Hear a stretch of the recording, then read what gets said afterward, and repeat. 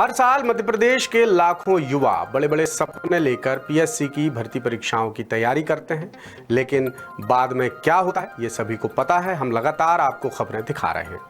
सूबे में फिलहाल सबसे ज्यादा 27% ओबीसी आरक्षण और 87-13% के विवादित फॉर्मूले का मामला गरमाया हुआ है, क्योंकि इसे लेकर हाई कोर्ट से सुप्रीम कोर्ट तक करीब 100 याचिकाएं दायर की गई हैं। इसके अलावा पीएससी की राज्य सेवा परीक्षा 2023, 2024 और 2025 को लेकर भी गजब का असमंजस बना हुआ है कि एमपीपीएससी 2025 में कितने पद होंगे, नोटिफिकेशन कब जारी होगा, मेंस 2023 और 2024 का रिजल्ट कब तक आएगा। इन तमाम सवालों के जवाब जानने के लिए दाससूत्र ने आयोग के अधिकारियों से बातचीत की। देखिए इंदौर से हमारे विशेष संवाददाता संजय गुप्ता की ये रिपोर्ट। एमपीपीएससी की भर्ती परीक्षाओं के अभ्यर्थियों को फिलहाल 2023 की राज्य सेवा परीक्षा मेंस के रिजल्ट का बेसब्री से इंतजार है। इसे लेकर दाससूत्र को जानकारी मिली है। उसके मुताबिक भले ही एडवोकेट जनरल ने 14 नवंबर की सुनवाई में कह दिया था कि रिजल्ट जारी करने की प्रोसेस चल रही है, लेकिन रिजल्ट को लेकर अब तक आयोग और एडवोकेट जनरल के बीच कोई चर्चा नहीं हुई है, जिस वजह से आयोग ने मेंस 2023 के रिजल्ट की दिशा में कोई कदम नहीं बढ़ाया है। अब मामले में 2 दिसंबर को रिट अपील पर सुनवाई होनी है और आसार हैं कि आयोग सुनवाई में मिलने वाले निर्देशों के आधार पर ही कदम आगे बढ़ाएगा। लेकिन मुश्किल ये है कि हाईकोर्ट में सितंबर और नवंबर की सुनवाई केवल ये पूछकर आगे बढ़ा दी गई कि क्या मामले में कोई अर्जेंसी है। हालांकि 14 नवंबर को याचिकाकर्ताओं के वकील ने पूछा था कि मेंस 2023 का रिजल्ट क्यों जारी नहीं किया जा रहा है, जिस पर एडवोकेट जनरल ने कहा था कि रिजल्ट जारी करने की प्रोसेस चल रही है, लेकिन रिजल्ट कब तक आएगा इस पर अब तक कोई ठोस जवाब सामने नहीं आया है।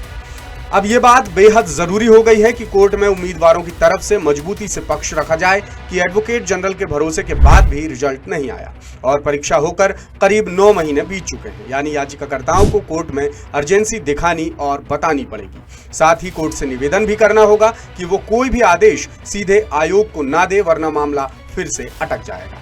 अब एक पहलू ये भी है कि अगर हाईकोर्ट ने आज ही आदेश जारी कर दिया तब भी रिजल्ट जारी होने में काफी वक्त लग जाएगा।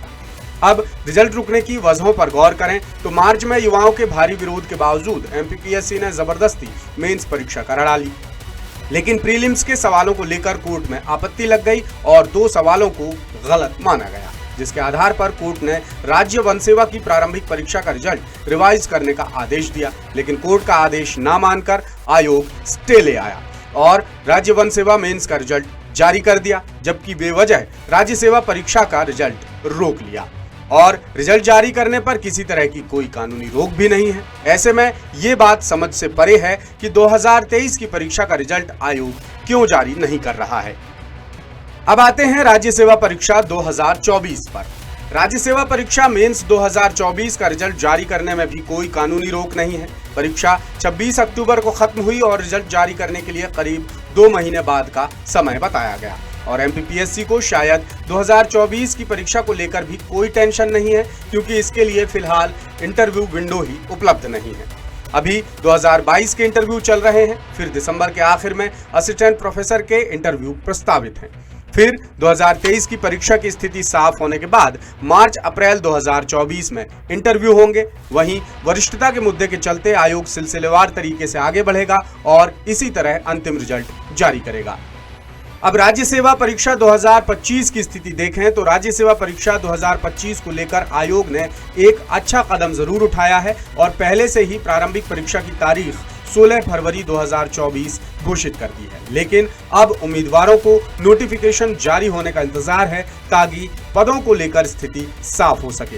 दाससूत्र को इनपुट मिले हैं कि कुछ विभागों के पदों की जानकारी आयोग को मिल चुकी है, लेकिन आयोग अभी और पदों की जानकारी का इंतजार कर रहा है।